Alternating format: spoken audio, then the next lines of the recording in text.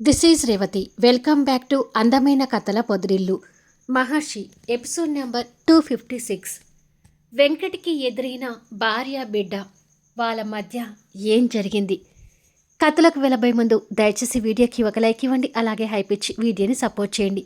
మన స్టోరీస్ నచ్చినట్టయితే దయచేసి మన ఛానల్ని షేర్ చేయండి. ఇక కథలోకి వెళ్ళిపోదాం. పాప నీ దగ్గర కూడా అలా ఏడుస్తుంది ఏంటి మిథునా అని అడుగుతాడు గౌతమ్. తాను ఎందుకు ఏడుస్తుందో నాకు తెలుసులే అన్నయ్య అంటూ ఫోన్ తీసుకుని ఫోన్లో వెంకట్ ఫోటో చూపిస్తుంది. ఆ ఫోటో చూడగానే పాప ఫోన్ లాక్కొని తండ్రి ఫోటో చూస్తూ ఏడు పాపి కాస్త నవ్వుతుంటుంది. అది చూసి అందరూ ఆశ్చర్యపోతుంటారు. పాపం ఇప్పటి వరకు తండ్రి కోసం ఏడ్చినట్టుంది అని అంటుంది తాన్య. హా, పాప వెంకట్కి బాగా అలవాటైంది. ఫోటో చూపిస్తే కాస్తైనా ఏడుపాపుతుంది అని అంటుంది మిథున. పాప ఆ ఫోటో చూసుకుంటూ ఏదో తండ్రికి ముద్దు పెడుతున్నట్టుగా ఆ ఫోన్ని నోట్లో పెట్టుకుని నాకుతుంటుంది. అది చూస్తున్న వాళ్ళకి తండ్రితో పాపకి ఎంత అటాచ్మెంట్ ఉందో అందరికీ అర్థమవుతూ ఎమోషనల్గా ఫీల్ అవుతుంటారు. పాప కోసమేనా నీ మొండితనం వదిలేయొచ్చు కదా మిథున అంటుంది సుచరిత. అది విని మౌనంగా ఊరుకుంటే, అలా పాప ఏడ్చినప్పుడల్లా వెంకట్ ఫోటోని చూపిస్తుంటావా అని అడుగుతాడు రాజశేఖర్. కొన్నాళ్ళు ఇలా తప్పదు. తను పూర్తిగా పాలు మానేయగానే పాపని వెంకట్ దగ్గరికి పంపిస్తాను అని అంటుంది. అది విని తాన్యాతో సహా అందరూ ప్రశ్నార్థకంగా చూస్తున్నారు. అదేంటి, పాపని వెంకట్కిచ్చి నువ్వు ఉండగలుగుతావా అని అడుగుతుంది సుచరిత. ఉండాలి, మొండితనంతో ఉంటాన్లే అని అక్కడున్న హ్యాండ్ బ్యాగ్ తీసుకుని నేను బయటికెళ్ళొస్తాను అని అంటుంది.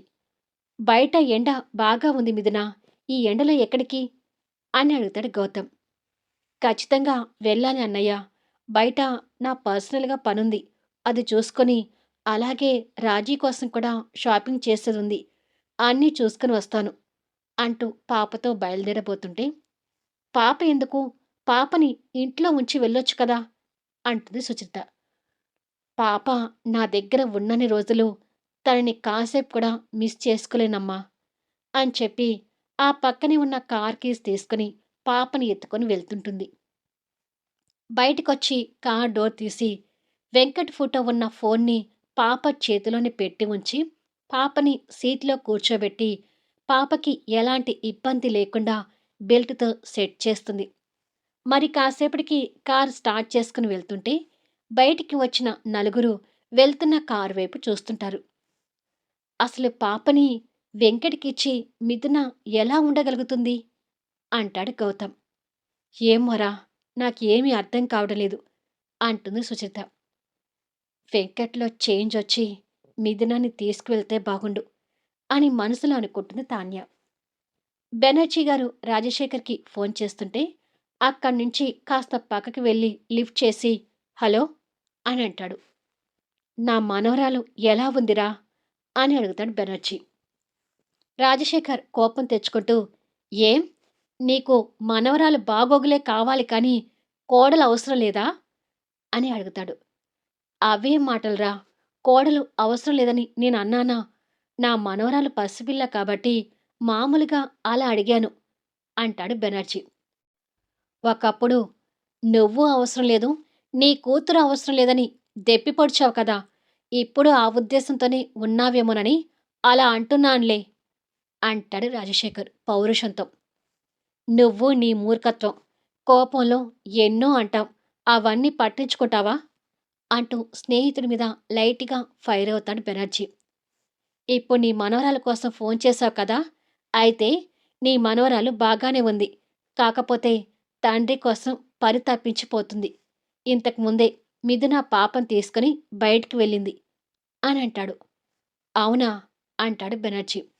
ఇంతకీ నీ కొడుకు ఏమంటున్నాడు అని అడుగుతాడు రాజశేఖర్ ఆ కోపంలోనే. భార్య బిడ్డని గుర్తు తెచ్చుకొని కన్నీళ్ళు పెడుతున్నాడు అని బాధపడుతూ చెప్తాడు.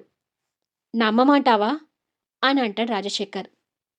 అవతల వారి మనోభావాలు నమ్మటం నీకసలు తెలీదులేరా అంటాడు బెనర్జీ గారు. సరేలే, నీకు నాకు ఎప్పుడు ఉందేలే కాని మిథున పాపకి పాలు మర్చి వెంకట్ దగ్గరికి పంపిస్తాను అంటుంది. అసలు నా కూతురి మనసులో ఏముందో ఏమీ అర్థం కావడం లేదురా అని అంటాడు. మా ఇంటి నుంచి వస్తూ వెంకట్‌కి కూడా అదే చెప్పిందంట. పాప లేకుండా మిథున అయినా ఎలా ఉంటుంది? అలా ఏమీ జరగదులే. పాప కోసమైనా ఇద్దరు కలుస్తారని ఎదురు చూద్దాం అంటాడు బెనర్జీ. ఏం కలుస్తారో ఏంటో! ఎన్నో ఆశలతో మనమిద్దరం వియంకులవుదాము అనుకున్నాం. కానీ ఇలా జరుగుతుంటే బాధగా ఉంది అంటాడు రాజశేఖర్. కాలమే అన్నిటికీ సమాధానం చెప్తుంది. త్వరలో మన పిల్లలు కలుస్తారులేరా! నువ్వు బాధపడకు. ఇక ఉంటాను అని చెప్పి బెనర్జీ గారు స్పీకర్లో ఉన్న ఫోన్ పెట్టేసి ఎదురుగా ఉన్న మహర్షి అవంతిని చూస్తూ ఇది సంగతి. పాపని వెంకట్ దగ్గరికి పంపిస్తానని మిథున ఏ ఉద్దేశంతో చెప్తుందో అర్థం కావడంలేదు అంటాడు బెనర్జీ. ఇప్పటి వరకు వెంకట్ మాత్రమే మొండిగా ఉండేవాడు. ఇప్పుడు మిథున కూడా అలాగే తయారైంది. మిథునతో నేను కూడా ఎంతగానో మాట్లాడి చూశాను. వెంకట్‌తో ఇక కలిసి ఉండలేనని తన నిర్ణయాన్ని గట్టిగా చెప్తుంది అని అంటాడు మహర్షి. మరిప్పుడు ఎలా మహర్షి గారు? ఉండే కొద్దీ వాళ్ళిద్దరి మధ్య ఇంకా దూరం ఏర్పడుతుందేమో అంటుంది అవంతి. వాళ్ళ విషయంలో నేను కూడా ఒక క్లారిటీకి రాలేకపోతున్నాను అంటాడు మహర్షి బాధపడుతూ. వాళ్ళ మనసులు మారాలని ఆ దేవుడి మీద భారం వేసి కూర్చోడం తప్ప చేసేది ఏమీ లేదనిపిస్తుంది అంటాడు బెనర్జీ గారు. ఇలా ఓ 2 గంటల తర్వాత మిథున ఓ షాపింగ్ కాంప్లెక్స్ ముందు కారాపి పక్క సీట్లో వాళ్ళ నాన్న ఫోటోను చూస్తూ ఆడుకుంటున్న పాపని ఎత్తుకొని నీకు కావలసిన డ్రింక్స్ బిస్కెట్స్ తీసుకుని వద్దామా అని అంటుంది. తనకేదో అర్థమైనట్టుగా "ఉమ్" అంటూ నవ్వుతుంటుంది. కొద్దిసేపటికి పాపని ఎత్తుకొని తనకు కావాల్సినవి పాపకి కావాల్సినవి కొన్ని షాపింగ్ చేసి బయటికొస్తుంది. ఒక చేతిలో అప్పుడే ఏడుపుకి లేస్తున్న పాపని ఎత్తుకొని ఇంకొక చేత్తో షాపింగ్ కవర్స్ కార్ వెనక సీట్లో పెడుతుంటుంది. తాన్య చెప్పిన మాటల గురించి ఆలోచిస్తూ వెంకట్ ఆ కార్‌కి ఎదురుగా వస్తుంటాడు. పాపను ఎత్తుకొని ఉన్న మిథునాని చూడగానే వెంకట్ కళ్ళు మెరుస్తూ మిథున కార్ దగ్గరకొచ్చి ఆపుతాడు. వద్దు తల్లి ఏడోకు అంటూ పాపని సముదాయిస్తూ పాపతో కలిసి కారు ఎక్కాలనుకున్న మిథున కార్ దిగుతున్న వెంకట్ని చూస్తుంది. సడన్‌గా అక్కడ కనిపిస్తున్న వెంకట్‌ని చూసి మిథున ఆశ్చర్యపోతుంటే వెంకట్ కార్ దిగి ఏడుస్తున్న పాపను చూసి ఆతృతగా దగ్గరికొస్తుంటాడు. అప్పటి వరకు ఏడుస్తున్న పాప వెంకట్‌ని చూడగానే ఏడుపు ఆపి తండ్రిని చూసిన సంతోషంలో బోసినవ్వులు చిందిస్తూ తండ్రి దగ్గరికి వెళ్ళాలని ముందుకు వర్లుతుంటుంది. మిథున పాపని జాగ్రత్తగా ఎత్తుకుంటూ దగ్గరికొస్తున్న వెంకట్‌ని చూస్తుండగా వెంకట్ భార్య బిడ్డ దగ్గరికి చేరుకొని మిథునాని తదేకంగా చూస్తుంటాడు. వెంకటి మీద కోపంగా ఉన్న మిథున మొహం పక్కకు తిప్పుకుంటుంది. ఆ విషయం వెంకటికి కూడా అర్థమవుతుంది.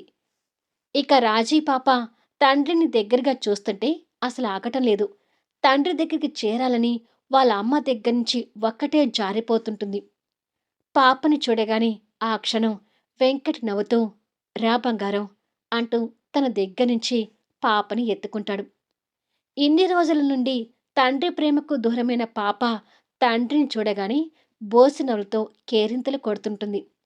వెంకట్ కూడా ఇప్పటి వరకు పాపని మిస్ అయిన భావనలో ఉండేసరికి ఈ క్షణం పాప చేతులకి రాగానే సంతోషపడుతూ పాపని ప్రేమగా హత్తుకుంటాడు.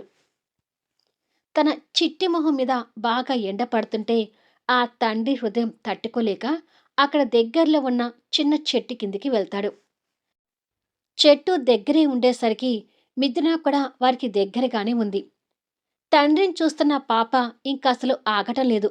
కేరింతలతో వెంకట్ గుండెల మీదకి ఎక్కి ఆడుతూ తన చిట్టి చేతులతో వెంకట్ ముఖాన్ని తడుముతూ ఉంటుంది. తండ్రిని చూసేసరికి పాప సంతోషం అలా ఉందన్నమాట. వెంకట్ మొహాన్ని పట్టుకొని సొల్లు కారుస్తూ నాకుతుంటే కూతురు తన మీద పెంచుకున్న ప్రేమకి వెంకట్ హద్దులు లేని ఆనందం పొందుతుంటాడు.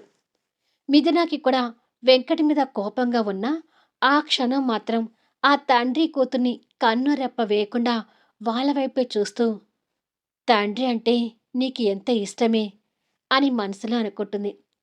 రాజీ పాప అసలు తండ్రిని చూసిన సంతోషంలో ఆగటం లేదు. తన చిట్టి చేతులతో తన తండ్రి మొహం పట్టుకొని గీరుతూ, జుట్టు పట్టుకొని గుంజుతూ, నాకు కనపడకుండా ఎక్కడికి వెళ్ళావు అన్నట్టుగా తన భాషలో తెలుపుతూ ఉంటుంది.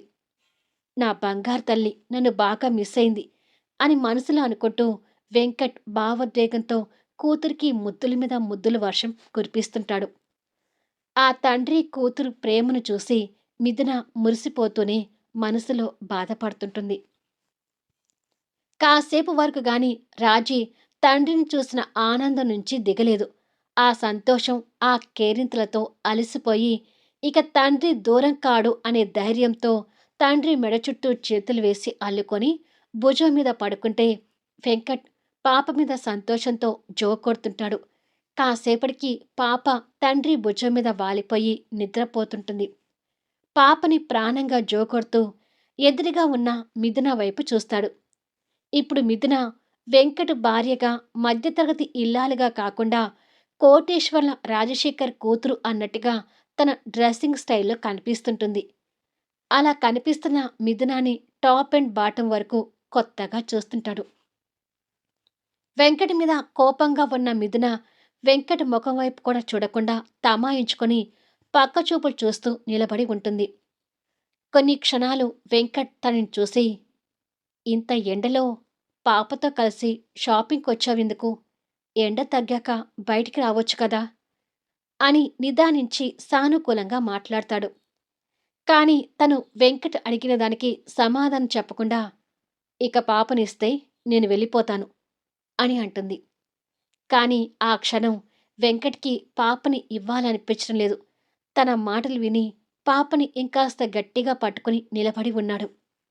ఇక మిథునాని దగ్గరకొచ్చి పాపని తీసుకుంటూ ఉంటుంది.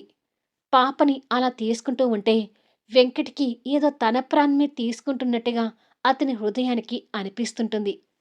మిథున పాపని ఎత్తుకొని కాస్త కదిలినట్టు లేస్తున్న పాపని మళ్ళీ జోకొట్టి నిద్రపుచ్చి వెంకట మొహం వైపు చూసేసరికి పాపని మిస్ అవుతున్న భావన వెంకట మొహంలో మిథునాకి కనిపిస్తుంటుంది. పాప గురించి వరి అవ్వకు. మరో 2 రోజుల్లో పాప పూర్తిగా పాలు మానేస్తుంది. కరెక్ట్‌గా 2 రోజుల్లో పాపని నీ దగ్గరికి పంపిస్తాను అని అంటుంది. పాపను పంపిస్తాను అన్నందుకు సంతోషపడాలా? లేక వేరు చేసి మాట్లాడుతున్నందుకు బాధపడాలో ఆ క్షణం వెంకట్‌కి అర్థం కాలేదు. వెంకట్ భారంగా వాళ్ళ వైపు చూస్తుండగానే మిథున పాపని జాగ్రత్తగా సీట్లో పడుకోబెట్టి డ్రైవింగ్ సీటు వైపు వెంకట్‌ని చూస్తూ వచ్చి కార్ డోర్ తీసుకుని కూర్చొని మరి కాసేపట్లో కార్ స్టార్ట్ చేసుకుని వెళ్తుంటుంది. వెంకట్ వెళ్తున్న కారు వైపు భారంగా చూస్తూ, నువ్వు సెకండ్ ఛాన్స్ ఇచ్చినా ఆ సెకండ్ ఛాన్స్ తీసుకునే ఉద్దేశంలో ఇక నేను లేను అని మిథున చెప్పిన డైలాగ్ గుర్తు తెచ్చుకుంటూ బాధపడుతుంటాడు. ఆ బాధతోనే కారు స్టార్ట్ చేసుకుని అతని దారిన అతను వెళ్ళిపోతాడు. పదునైన మాటలతో వెంకట్ తనని దూషించటం మిథున గుర్తు తెచ్చుకొని అటు కోపం, ఇటు బాధ కలబోసిన భావాలతో కన్నీళ్లు పెడుతూ డ్రైవ్ చేస్తూ వెళ్తుంటుంది. తల్లిదండ్రుల బాధని గుర్తించలేని రాజీ పాప సీట్లో పడుకొని నిద్రపోతుంటుంది. అదే సమయంలో రోడ్డు మీద కూలి పని చేసుకునే ఒక ఆవిడ నిండు గర్భిణితో నొప్పులు పడుతుంటే భర్త ఆమె బాధని తట్టుకోలేనట్టుగా చూస్తూ తనని పట్టుకొని, కాస్త ఓర్చుకోవే, ఏదైనా ఆటో వస్తే త్వరగా హాస్పిటల్‌కి వెళ్దాము అంటూ భార్యకి ధైర్యం చెప్తూ రోడ్డు మీద వెహికల్స్ కోసం ఎదురు చూస్తుంటాడు. కానీ ఒక ఆటో కూడా రావడం లేదు. వెళ్ళే కార్లు వాళ్ళని చూసి ఆపడం లేదు. భార్య నొప్పులు ఎక్కువ అవుతుంటే అతనిలో భయం పెరిగిపోతూ, కాస్త కారు ఆపండి బాబు, మా ఆవిడ నొప్పులతో బాధపడుతుంది అంటూ వచ్చిపోయే కారు వాళ్ళని వేడుకుంటూ ఉంటాడు. కానీ రోడ్డు మీద ఎవరి బిజీలో వాళ్ళు వెళ్తున్నారు గాని ఎవరూ ఆగటం లేదు. అదే దారిలో మిథున డ్రైవ్ చేస్తూ రోడ్డు మీద వారిని చూస్తూ వాళ్ళ వైపుకి వస్తుంటే, అమ్మా మీకు పుణ్యం ఉంటుంది, కారు ఆపండమ్మా అంటూ నొప్పులు పడుతున్న భార్యని పట్టుకొని అతను వేడుకోవటం చూసి మిథున టక్కున కారు ఆపుతుంది. మళ్ళీ నెక్స్ట్ వీడియోలో కలుద్దాం. ఇప్పుడు వెంకట్‌లో మార్పు వస్తున్నా మిథున బెట్ చేస్తుందా? ఇప్పుడు ఎదురైన ఆ దంపతుల వల్ల మిథున ఏం తెలుసుకోబోతుంది? వెంకట్, మిథునాల జర్నీ చివరికి ఏం కాబోతుంది? తెలియాలి అంటే వీడియోస్ మిస్ కాకుండా చూడండి. కథ నచ్చితే లైక్ చేయండి, హైప్ ఇవ్వండి, మీ అమూల్యమైన కామెంట్స్ షేర్ చేయండి. అలాగే మన స్టోరీస్‌ని కూడా దయచేసి షేర్ చేయండి. Thank you for listening.